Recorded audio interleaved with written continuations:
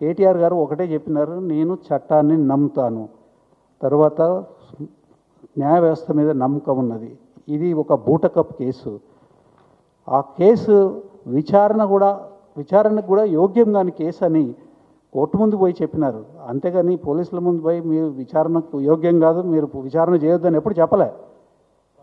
అదే క్రమంలో 7వ తారీఖు నాడే వేసినారు. తర్వాత 7 తర్వాత మళ్ళీ 9వ తారీఖు నాడు విచారణకు రమ్మని ఎప్పుడైతే చెప్పినారో ఆ రోజు మార్నింగ్ అంటే 9వ తారీఖు ఉదయమే ఈ కేసుని విత్డ్రా చేసుకోమని కేటీఆర్ గారు చెప్పినారు.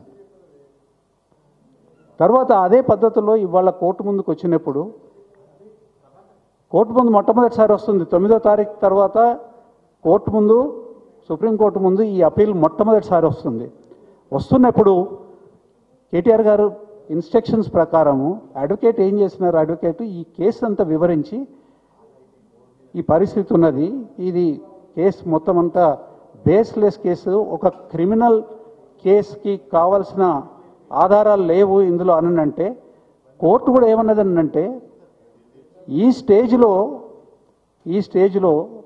మేము ఇంటర్ఫియర్ కావడం కరెక్ట్ కాకపోవచ్చు, దాన్ని ఇమీడియట్గా కేటీఆర్ గారి అడ్వకేట్ ఇమీడియట్గా కోర్టు యొక్క ఆలోచనని తర్వాత క్లయింట్ యొక్క ఇన్స్ట్రక్షన్స్ని అంటే కేటీఆర్ గారి యొక్క ఇన్స్ట్రక్షన్స్ని బేస్ చేసుకొని విత్డ్రా చేస్తున్నారు.